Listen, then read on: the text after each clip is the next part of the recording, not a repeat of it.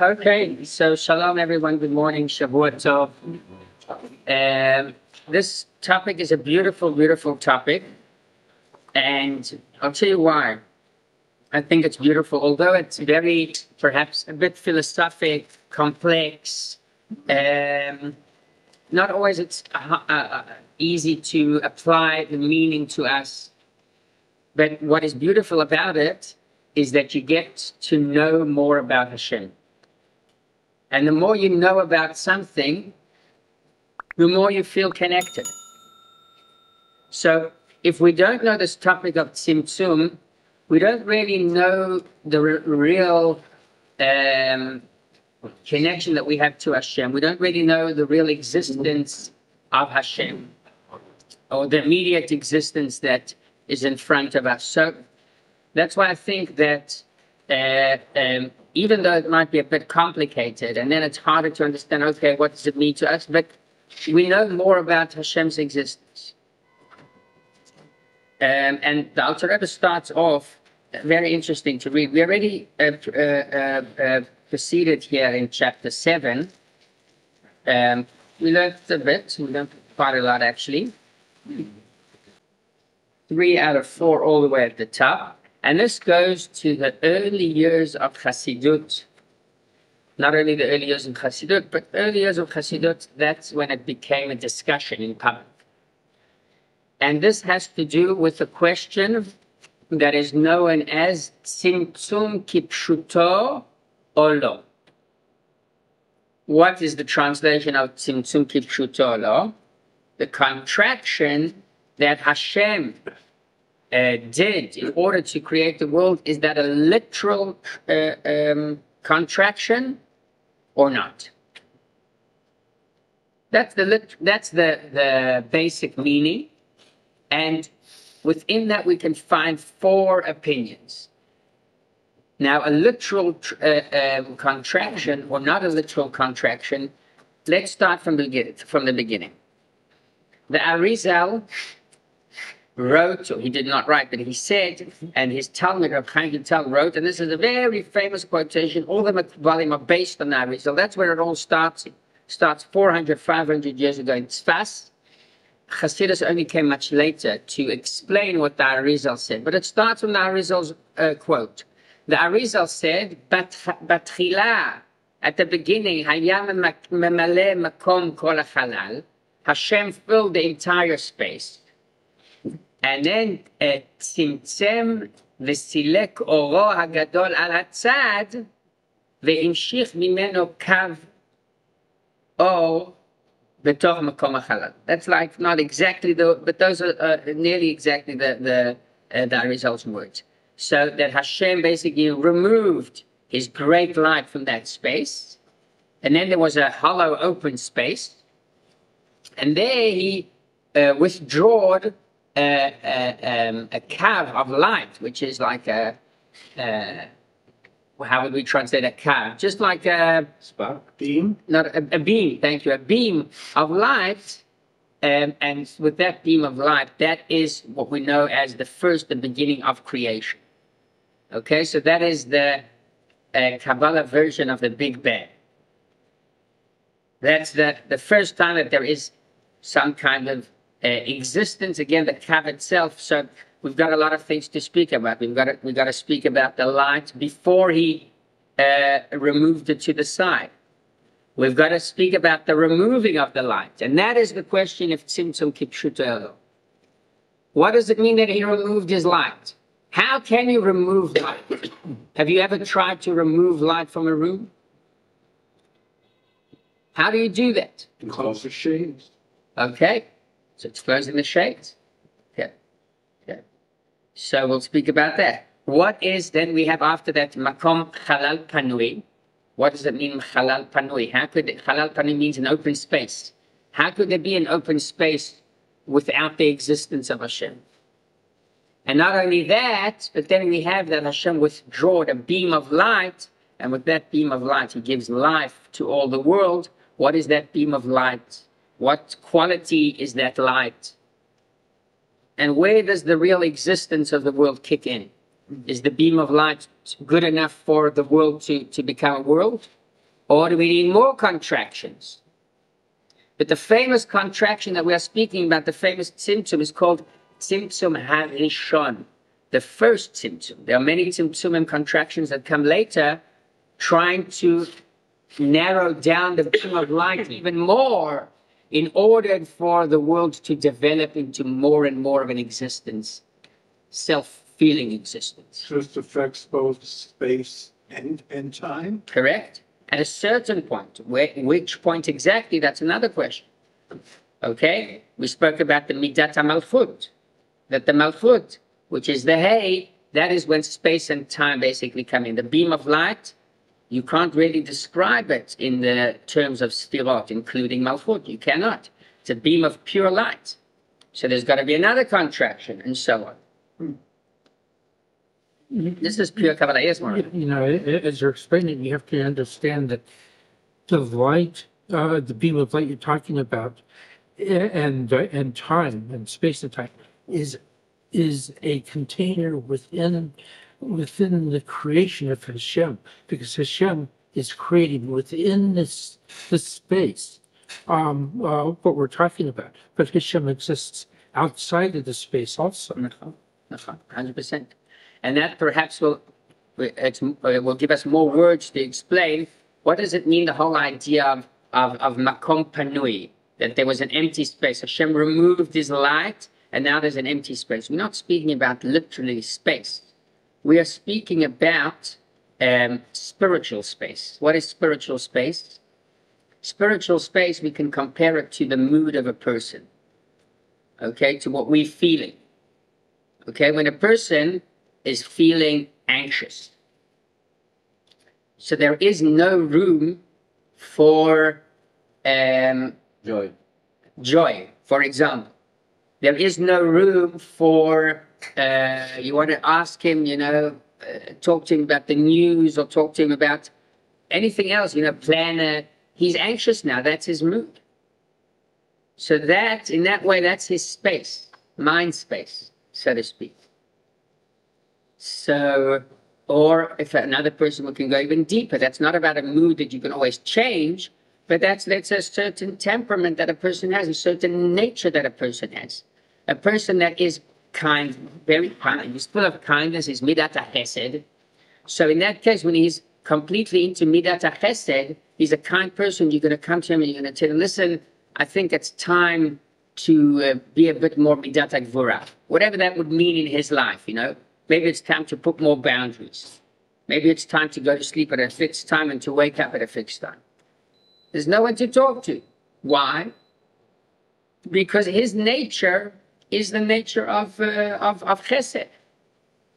So he's got to remove, so to speak, his personality, and then there's room for another personality to kick in. So what are these two personalities? Before we go into Tzimtzum Kipshutoi, Tzimtzum Lo Kipshutoi, what are these two personalities? In other words, what does it mean, the hollow space that Hashem leaves in order to create a world? So there's a famous quotation also, I don't remember from who it is, but from one of the great Mekubalim, says, Kashem sheyesh lo koyach bebli gvul, kach yesh lo koach begvul. She'im ata mechaster gvul, so hu lo bemet bli gvul. So again, that's not exactly that quotation, but the meaning of that is that Hashem has two powers. Hashem has an infinite power, and Hashem has a limited power. So there is a limit to Hashem as well, in other words.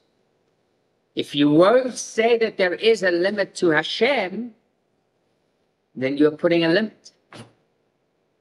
Like the famous philosophical question, can Hashem create a stone that he cannot pick up? What would be the answer to that? But the complex is that if you say that he can create such a stone, so it turns out that there's a stone that he cannot pick up, that he created, but he cannot pick it up now. And if he cannot create a stone that he cannot pick up, so there's something that he cannot create. So any way you look at it, there's some kind of limit here that you're imposing on Hashem. So Kabbalah and Chassidut take that question and they turn it into the greatness of Hashem.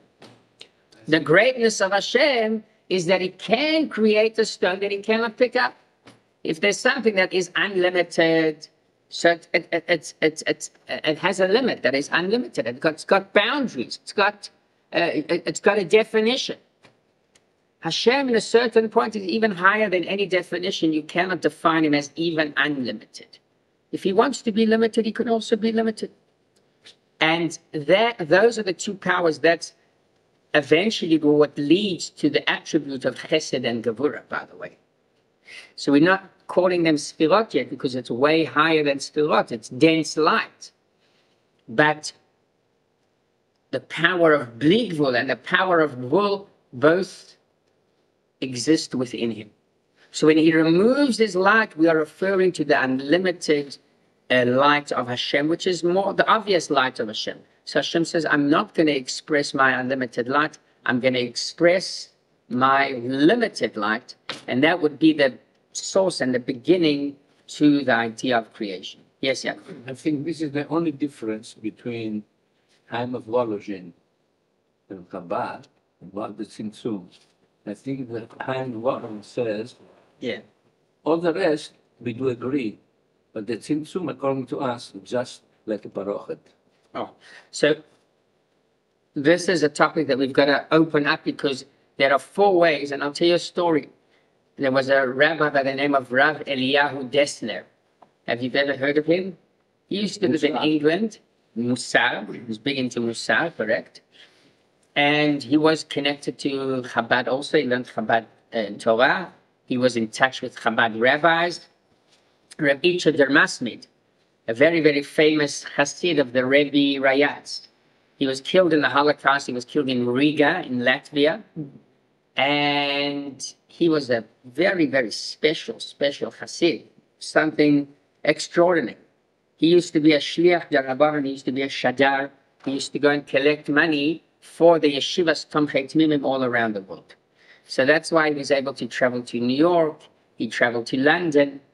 And if I'm not mistaken, he met Rav Dessler in London. Rav Dessler lived in London. Later on, by the way, Rav Dessler met also Rabbi Binyaminson, who was the Chabad rabbi or the Ari Nusach rabbi in Stamford Hill in London. So why are we speaking about Rav Dessler? Because Rav Dessler said, similar to what you were saying, he said it even more extreme. He said that all of the opinions agree, and they just said it in different words, about this question, Tzimtzum kipshutay or lo. So Rav Binyaminson wrote this to the Rebbe. Is this true? And the Rebbe said, no, this is not true. Because we know that this has been a machlokes not only from the beginning of Hasidus days, but from the beginning of the Arizal's days. Even right after the Arizal wrote about this contraction, there were Talmidim students that already started to argue, what does this mean? What type of contraction it was? How strong was it? And soon we'll learn about 4 opinions that we could divide this into. So there's a difference. Reb Chaim Volozhin himself certainly have the Vilna Gaon, who was extreme about Tzimtzum Kipshuta. He said it's literally. We'll go into that meaning in a moment. We have Chabad Hasidus that's extreme to the other side, based on the Baal Shem Tov, based on the Alter Rebbe, specifically here in Tanya. And then we have 2 opinions that are in the middle between the 2, and one of them takes Rav Chaim Volozhin. The Rebbe interestingly says that he was influenced by books of Hasidut Chabad, but the Rebbe says he had no proof to that. But again, things have already developed then. You know, it's very interesting also to go into the politics of the things. We'll speak about that as well. Yeah. The only one who didn't sign the parent. So that's it. Let's go a bit into politics. This is Hasidic politics. It's Jewish politics. It's interesting. So Tzimtzum kipshutai or not kipshutai leads to 2 very, very powerful questions. Tzimtzum kipshutai means literally Hashem contracted himself from certain places, and not only contracted, there are 2 levels. There's the luminary and there's the light. There's the sun and there's the light of the sun, the rays of the sun. So question number one is, where was the contraction? Did Hashem remove the sun itself? Or did Hashem only remove the light of the sun? That is question number one. There could be two opinions about that. And then question number two is, what is this type of tzimtzum? Is this tzimtzum where Hashem removed the light, or he just covered it with a curtain, like you said? Or in other words, tzimtzum b'derech siluk. Siluk comes from the word leistalek, being removed, or tzimtzum al derech hahester, concealed. Also here we can have two opinions. That brings us to four different opinions. So opinion number one, this is the Vilna Gaon. He says that the tzimtzum, the contraction, was with the ma'or itself, with the light itself, the sun itself. So we're not only talking about the rays of the sun, we're talking about that Hashem himself, not only his influence, his light, his life, the energy that he provides us, but him himself, there are certain places that he does not exist. And not only that, he says it's not that he's covering himself with a blanket or concealment. We're talking about a deeper type of tzimtzum, which is siluk, that he removes himself. So that's one extreme, and I'll bring you his example and his proof, because it goes very much together. Is Hashem in a bathroom, in a restroom? Yes. He said, Chas v'shalom, to say that Hashem's in the bathroom. Is. Yeah, okay. That's the opinion of the Chassidut. But then we've got to try and explain that opinion. How could it be that he's in a bathroom if you can't bring tefillin in the bathroom, if it's inappropriate to say that such a holy being is in such a place? And a bathroom is just one example. Yeah. There are many other examples. Does Hashem exist within houses of Avodah Zarah? Could he be there? How could he be there? So that's why the whole idea of contraction is discussed in the first of all, because we've got to try and understand, what's happening here. There are places where the Torah says you're not allowed to enter. There are places that are very holy on the other hand. So maybe there, Hashem's more there. When we sit, it says, Kodesh HaKodashim, Kol Be'asar, Shechinta Shari, people that learn Torah, even less than 10. 10 is even just the 10 people sitting in a restaurant. There's Shekhinah. But there's Shekhinah when we sit and learn Torah here. So maybe here there's a bit more than just the restaurant. But what happens about places where you shouldn't enter? Does Hashem exist over there? What about the body of a man? So that's a very good question as well. Halal. Nachon. First of all, that's interesting. It says the fact that there is tum'ah over there, that's a sign that Hashem was there. It's like a negative reaction to the existence of Hashem in that place. There is or there is not? So that's connected also to the question of Tzimtzum Kipshuta Yalor. Okay, so that is the motive of the Vilna Gaon and the opinion that says that Tzimtzum means literally. Okay, now to what is the second opinion? Second opinion is that the Tzimtzum is literal. However, it's only with the light. The or, not the ma'or. So to bring it back to the question about the restroom, so the light itself does not exist there. It cannot. It's masulak legamad. You're not allowed to go there. But the sun is there. What does that mean that the sun is there? Where do you see it? That's another question. But in that point there cannot be a real contraction. And I'll give an example to that idea.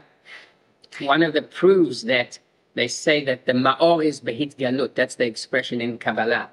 That the oir, the light, that is concealed. But the ma'or, the luminary, the sun itself, that does exist. And the proof to that in Chassidus is brought from a little boy that recognizes Hashem.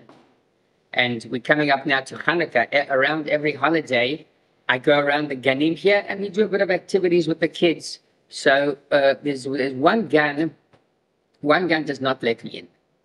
They don't let me in. For the mezuzahs, they allowed me to check it, but not to do any activities. They're very scared. What are the parents going to say? What is this going to say?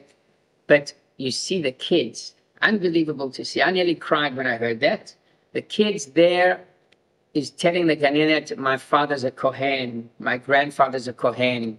When I be bar mitzvah, the kid, no kippah, he looks like 100%. You wouldn't think that, but you see the connection that they have to Hashem is beyond. And the Ganenet says the Yeladim Datiyim, when they do bar mitzvah, so they do bar mitzvah. He's not talking. He says himself, I want to do bar mitzvah. So that's where you see that the ma'or is behit galut. It's brought in Chassidut that a young child that doesn't know anything, you see the purity that he davens to Hashem. It's like so clear for him that Hashem exists. That is the power of the luminary itself, not the light. And to bring a parable to that idea, so we're going to need to use this parable a lot. It's like radio waves.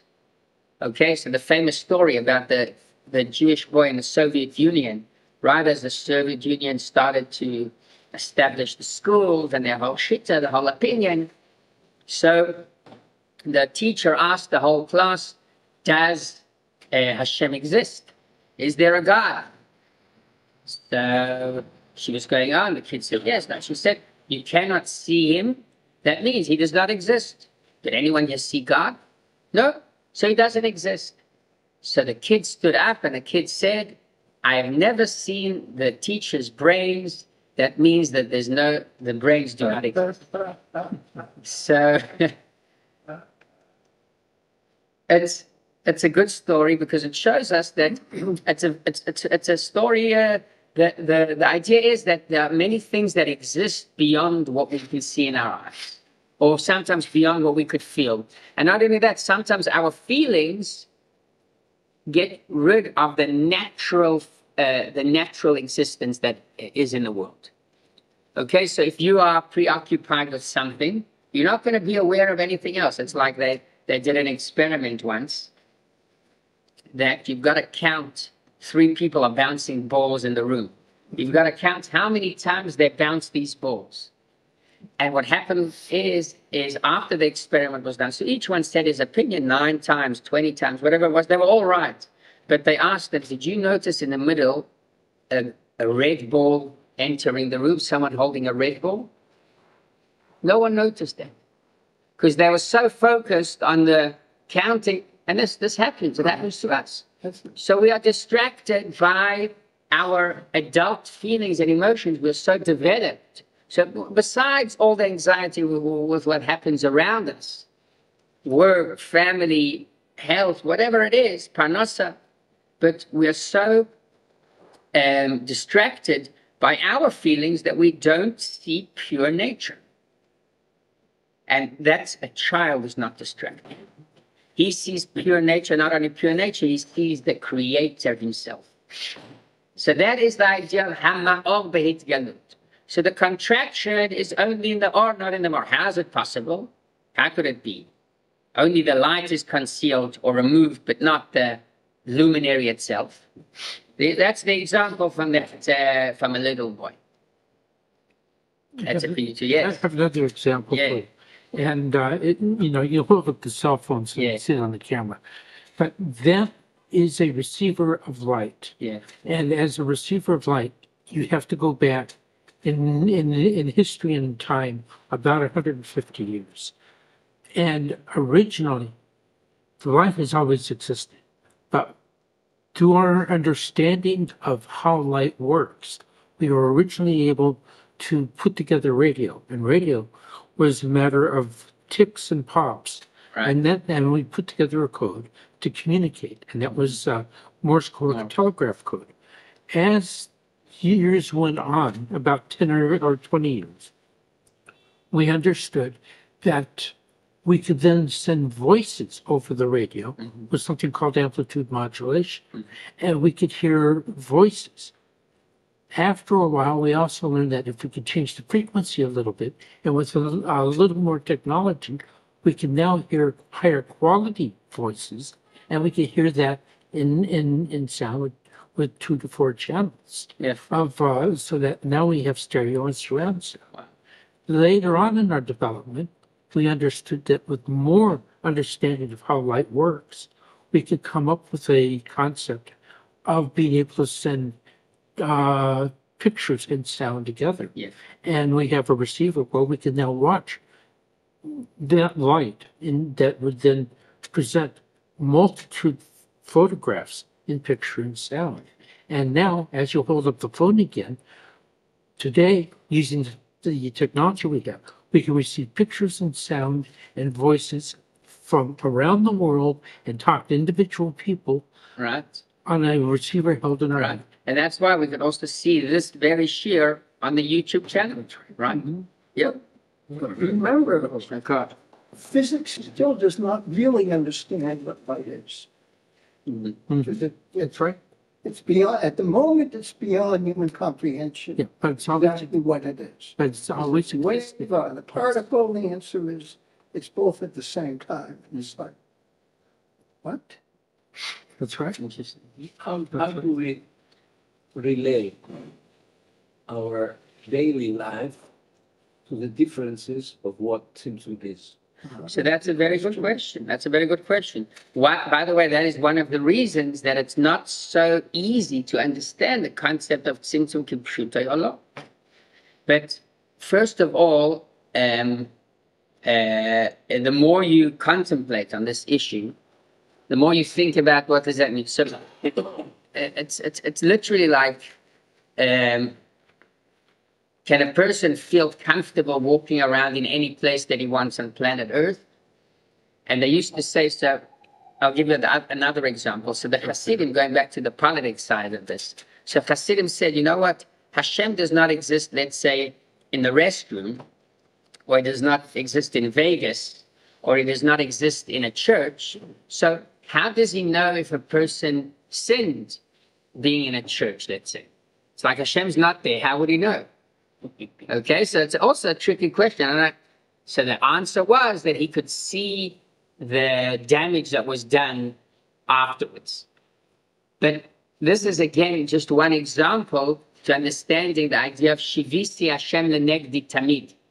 And there was a great story. This is from the Baal Shem Tov story. And there was a certain person in the market that his name was Kalman. And Kalman's job, his name was, they used to call him Kalman Shivisi. His job was to weigh the different sizes, weights of the goods that were sold in the market. Everyone relied on Kalman Shivisi. And why? Because of his last name, Shivisi. It was always Shivisi Hashem lenegdi tamid. He was honest, he was on the dot, on the spot, to the extent that they said in the market, if there's no Kalman Shivisi, there's no selling and buying, no trade. En mischar. Because people relied on him so much that they did not want to trade without his approval. So what does that have to do with us? That without Shivisi, this is what the Baal Shem Tov says, without the Shivisi Hashem lenegdi tamid, you can learn a lot of Torah, you can do a lot of mitzvahs, but it's not buying and selling. You want a real deal. You don't want to play with monopoly, money, and you don't want to trade fiction money in the air. You want to make sure that it's real money. Not only real money, but that there's a meaning to every deed that we do. And without Shivisi Hashem lenegdi tamid, without connecting Hashem to what we do, so it's like trading, it's like Bitcoin. You're not going to know what's going to happen to it. It's like monopoly money, it's not really real. So it seems to us like it is real, and there is a certain extent that it's true that without Torah shelo lishma, so if a person learns Torah later, it can elevate everything. That's why it says it's better to do it shelo lishma mitoch shelo lishma v'lishma. But the Rambam clearly says that if a person learns Torah in order to become rich or to become a gadol, to be respected, so that's not the kavanah of Hashem. So going back to your question is that the more you know that Hashem is present in your life, the more it makes Torah and mitzvahs real. So that's one aspect. Another aspect is like the whole concept of Hashgacha Pratit, which is one of the proofs to the Shita of Chabad.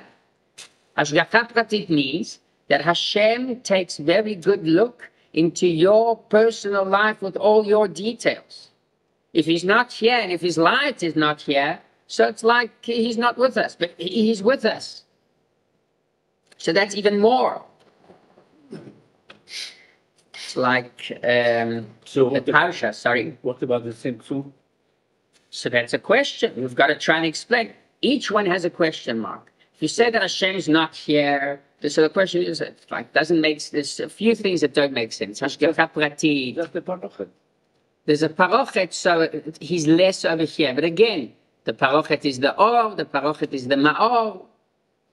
So that's, but let's speak about the extreme opinions that will help us to define, to cut through, to see exactly what we're talking about here. I'll give you one last example from the previous Parsha, that when Yaakov met the angel and fought with him, so he went, why was he stuck on the eastern side of the Jordan River? Because he went back to get what's called pachim ktanim, the little jars that he left over. Yaakov Avinu, you're very wealthy, you're very rich. You go back to the other side of the river just to get a few pots and pans. You know it's dangerous. Hasaktan mekatrek b'shata sakana. When a person's on the way, it's a shat sakana. You're going there at night, it's a sakana. You're going by yourself, it's a sakana.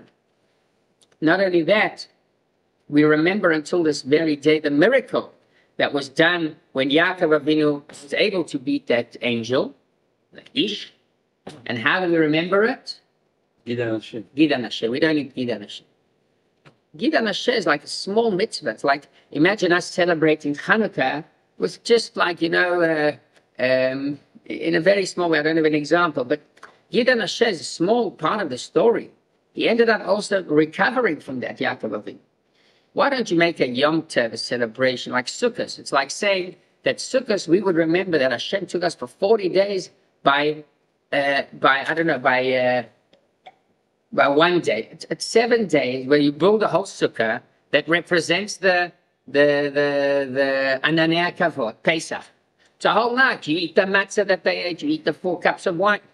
Here it's like just one small thing. And the answer is, because that's Hashgacha Pratit. Hashgacha Pratit is that Hashem takes care of every small thing that happens to us. And we want to remember it. So yes, it was a small Gidan Hashem. He touched him on the Yarech. The Yarech is not even Gidan Hashem. The Gid is the... He touched the Gidan Hashem. But it's a small part of the story. Yes, Hashem takes very, very much of an interest in the smallest details that happen to us. So that goes and aligns very, very well with the opinion that Tzimtzum loy kipshut. Okay, that the contraction is not literal, it's not mamash, like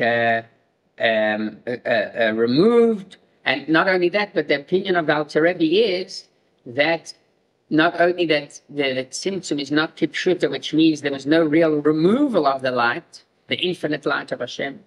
Not only that, but the Tzimtzum, the contraction that there was, which is a concealment, it's a covering, that was only in the or, not in the ma'or itself. Not in the luminary. The luminary is still here. The light, with the rays of the sun, that does not exist here, which means the influence. So the things that are more interactive with us, that has been concealed. And where do we see that? We see it in the fact that we can walk around in the world and we don't feel Hashem. There's no direct communication. That's a proof that there is some kind of concealment. And the proof to the opinion of the Hasidim is, it says, V'ata mechaya es kulam. V'ata mechaya es kulam, Hashem, you give life to everything. Kulam literally means Beit Avodah Zarah is also included. So the other opinion said, and they came out with posters. Posters is not an innovation of the people in Mea Shearim or other people that put up posters. Posters was there and then, 300 years ago. And they said, how could it be the Hasidim say, Ha'omrim la'etz avi ata? Ha'omrim la'etz? Avi ata.